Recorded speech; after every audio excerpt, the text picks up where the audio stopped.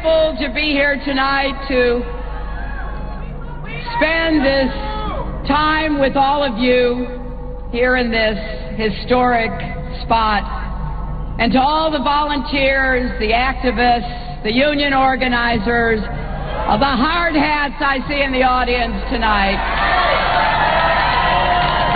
Thank you for coming out for one last rally before Election Day tomorrow. And personally, I am so happy to be finishing this campaign with my husband and my daughter by my side.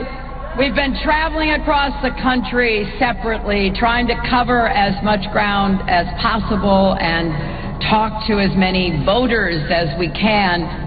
But I'm really glad that we're all together tonight in Philadelphia with you. And how great was it to have John Bon Jovi and Bruce Springsteen with us. But in addition to all of that, what is so special for me is that we have our amazing President and First Lady with us, because for now nearly 8 years, they have served our nation with grace, strength, brilliance, and a whole lot of cool. And they have showed us again and again, as Michelle said right here in Philadelphia back at our convention, when others go low, we go high. I'm pretty sure, as they said tonight, that the best way to thank them is to do something really important tomorrow, to vote. Every single one of you and every person you know. Because as the President just pointed out, there is a clear choice in this election. A choice between division or unity. Between an economy that works for everyone or only those at the top. Between strong, steady leadership or a loose cannon who could put everything at risk. So make no mistakes, our core values are being tested in this election. We know enough about my opponent. We know who he is. The real question for us is what kind of country we want to be and what kind of future we want to build for our children. I'm proud that I had the chance to serve in President Obama's cabinet. And I am proud that I could watch the extraordinary service of our First Lady. And one thing I know is that, like them, I love America, and I know you do too. We love this country. We love what it stands for, not that we are blind to its flaws, its problems, its challenges, but I believe with all my heart that America's best days are still ahead of us if we reach for them together. We choose to believe in a hopeful, inclusive, big-hearted America, an America where everyone has a place, everyone's included, everyone has a chance to live up to their own God-given potential. There have been so many memorable moments in this election for me, and most of them revolve around the people that I've had the privilege of meeting. And last night, in Manchester, New Hampshire, I had the honor to be introduced by Khizr Khan, whose son, Captain Khan, was killed serving our country in Iraq.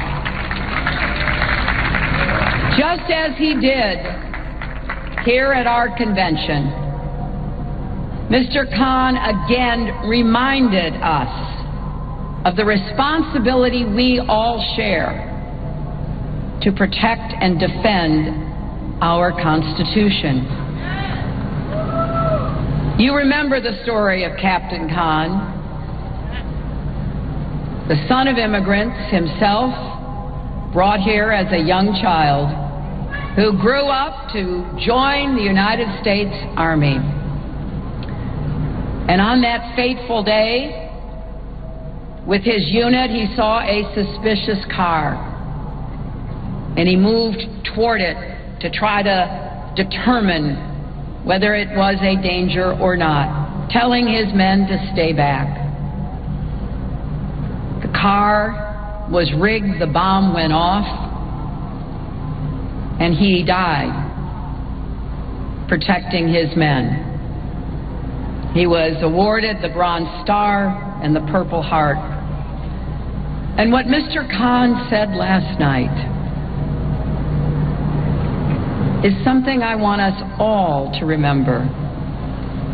He said after the many derogatory and insulting comments that we've heard from Donald Trump, would his son, would Captain Khan, have a place in Donald Trump's America? That's an important question for all of us, because we don't want to shrink the vision of this great country. We want to keep expanding it so that everyone has a place to pursue your dreams, your aspirations, the future that you want to create for yourselves and everyone else. Think about that when you go to the polls tomorrow. Think about how throughout our history, generations of Americans just like us have come together to meet the tests of their time. And yes, as President Obama said, it started right here in Philadelphia, when representatives from 13 unruly colonies came together to launch the greatest experiment the world has ever seen. Our parents and grandparents defended that democracy. They built the great American middle class. They marched for civil rights and voting rights, for workers' rights and women's rights, for LGBT rights and rights for people with disabilities.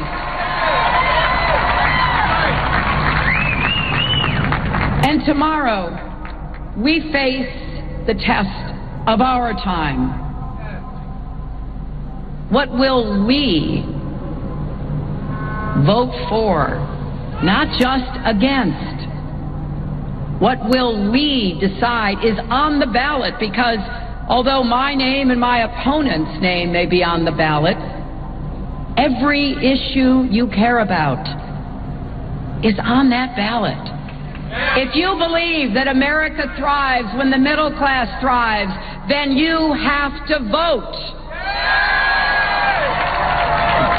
If you believe all of our kids should have good schools and good teachers no matter what zip code they live in, then you have to vote. If you believe college should be more affordable, you have to vote. If you believe we must reform our criminal justice system so everyone has respect for the law and everyone is respected by the law, you have to vote. If you believe we need to protect our kids and pass common sense gun safety reforms, you have to vote. If you believe we must raise the minimum wage and finally guarantee equal pay for women, then you need to vote. Now, you know, every time I say that last part about Equal pay for women. My opponent accuses me of playing the woman's card. Well, you know what I say. If that's playing the woman's card, then deal me in. So it is not just my name or Donald Trump's name on the ballot tomorrow. Every issue you care about is at stake. And that is just the beginning, because we have to bridge the divides in our country. I regret deeply how angry the tone of the campaign became. Not your fault.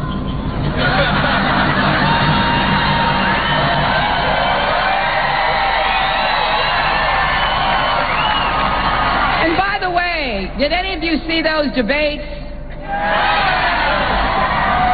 Well, I stood next to Donald Trump for 4.5 hours, proving conclusively I have the stamina to be president and commander-in-chief.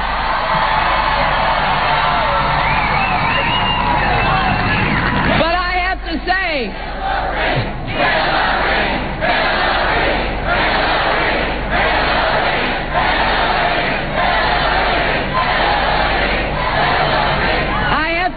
that there were so many really troubling things that my opponent has said. But probably the most horrifying was at the end of the last debate. After he has insulted everyone, more than half the population, by the way, immigrants, African Americans, Latinos, POWs, Muslims, women, he then launches an attack on our democracy, refusing to say whether or not he would accept the outcome of the election. Well, let's show tomorrow there will be no question about the outcome of this election.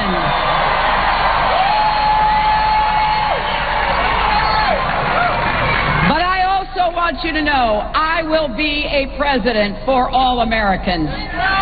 Democrats, Republicans, Independents, not just the people who support me in this election, everyone, because I believe we all have a role to play in building a better, fairer, stronger America, building on the progress that we have enjoyed under President Barack Obama over the last 8 years. I'm not going to let anybody rip away the progress we've made and turn the clock back, sending us back in time where people are free to question the foundation of our country. What our founders here did, they did not agree on everything, in case you haven't remembered. There were lots of contentious arguments, but they saw a higher purpose, and they came together. That's what I want us to do. And we can take the first step tomorrow. Please make a plan to vote. Pennsylvania, it all happens tomorrow.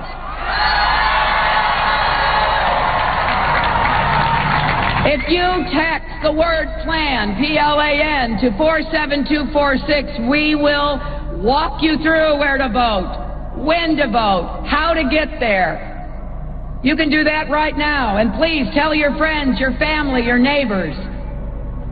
And you can go to iwillvote.com and get all the information you need. Every person who lives in Philadelphia lives within 5 blocks of your polling place. That's it. Just 5 blocks. And the polls open at 7 a.m. and they close at 8 p.m. And remember, if you're in line at 8 p.m., they have to let you vote. And so we need your help. In these last hours, we need your help knocking on doors and making phone calls, helping to turn people out, maybe helping people who need assistance to get to the polls. You can still volunteer by going to HillaryClinton.com. Because none of us want to wake up on Wednesday morning and wish we had done more. Years from today, when your kids and grandkids ask what you did in 2016, when everything was on the line, I want you to be able to say that you did vote. You voted for an inclusive, big-hearted, open-minded country future that will make sure that we all keep moving together, because I do believe we are stronger together. And you voted for an America where we build bridges, not walls. And maybe most importantly, you voted in great numbers to demonstrate conclusively, once and for all, that yes, love trumps hate. Let's get out and vote. Philadelphia, tomorrow, let's make history together. Thank you, and God bless you.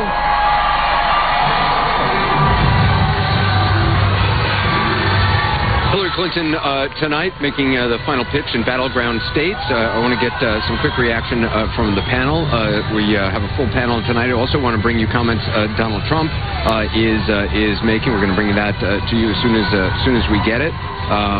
David Axelrod, I mean, really we heard from Michelle Obama, we heard from President Obama, and now we see them all coming back on stage together. Yeah, well, I read that they canceled a planned fireworks display in the Hudson River tomorrow night, and apparently they decided to have their fireworks display tonight. They fired up all of their biggest guns here, and it speaks to the importance of Pennsylvania. I think they understand that if they block him here, that's one more wall that he can't cross. And let's just watch and listen to this moment.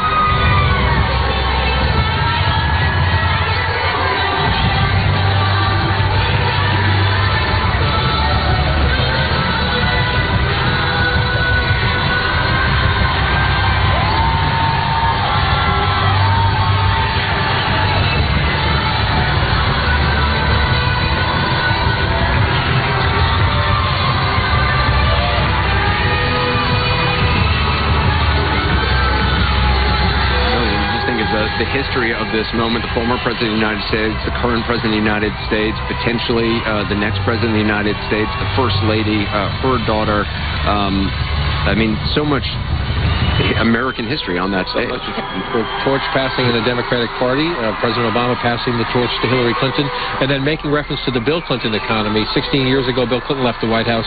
We'll think about the history there. We talked about the Bushes in the past, the Bush dynasty, if you will.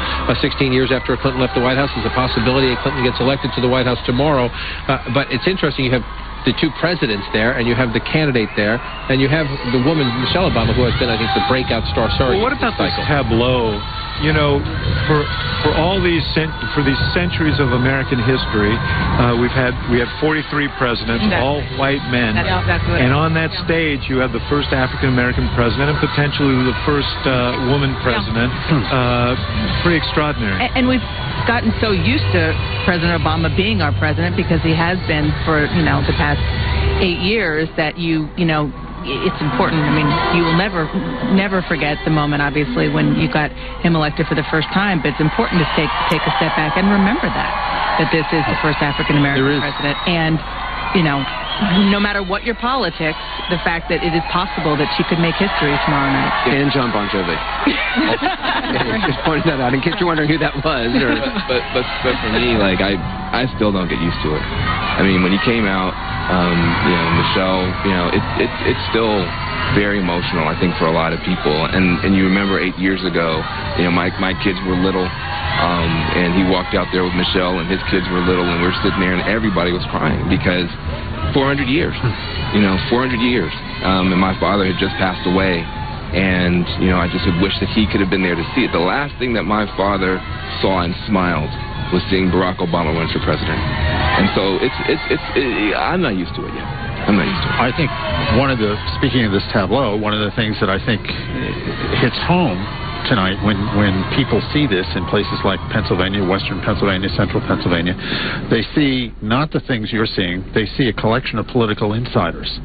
And in this year of rebellion against this, it's very interesting. Bruce Springsteen's line here, we got one last chance to make it real in Thunder Road. And, of course, a variation of that is what Donald Trump has been saying in these last few days. We've got one last chance to get this country back on the right track. It does seem a bit tone deaf when you hear President Obama up there touting the progress we've made with Obamacare, weeks after we learn that premiums are going to go up by 120% in some places, touting the economic recovery when we know 24 million working age people are not in the labor force. So it's worth mentioning the historic moment, Van, absolutely. Yes, I agree with that. But that aside, there are a lot of Americans hurting out there, and they want change, and they want to take this city back for the people. Just use the word tone deaf? Anyway, I'm sorry, go ahead. One of the truisms about the presidency is that the more optimistic candidate wins. Watch Hillary Clinton tonight. Watch that tableau with her husband, with the current president, with the first lady, and then let's watch Donald Trump. We saw Governor Pence a minute ago. Who's the more optimistic candidate? In fact, to that point, actually, we're going to take a break, get Donald Trump speaking in New Hampshire. We'll be right back. Think of this. I started on June 16th, long time ago, from way back. Can you imagine this? And now I can say, you have one day. But it's no longer one day. It's just like tomorrow morning.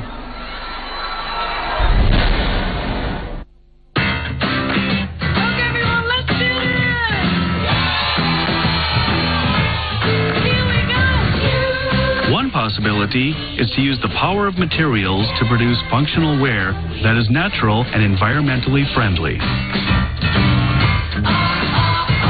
Meet plant-based polyester by Toray. Materials can change our lives. Toray. Thriving in the business world is all about making decisions. Lost in the maze of choices. Stocks, bonds, commodities, raising capital. Turn one corner, an economic boom. Around another, recession and bust. On Quest Means Business, I'll be your guide through this labyrinth. Meander no more. Together, we forge ahead with direction, with confidence. Quest Means Business, weeknights on CNN. Ah, success in the maze of business. What a profitable day.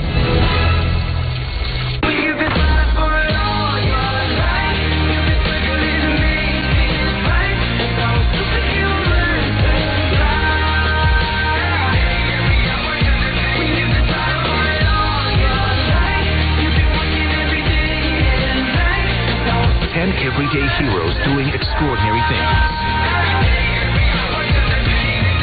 Vote now for the CNN Hero of the Year at CNNHeroes.com, on Twitter and Facebook Messenger. Stadium sailing is a format designed to deliver exciting races in some of the tightest city courses within easy sight of shore. Its mantra, if you can't get the crowds to the sailing, take the sailing to the crowds. And that's why this month on Main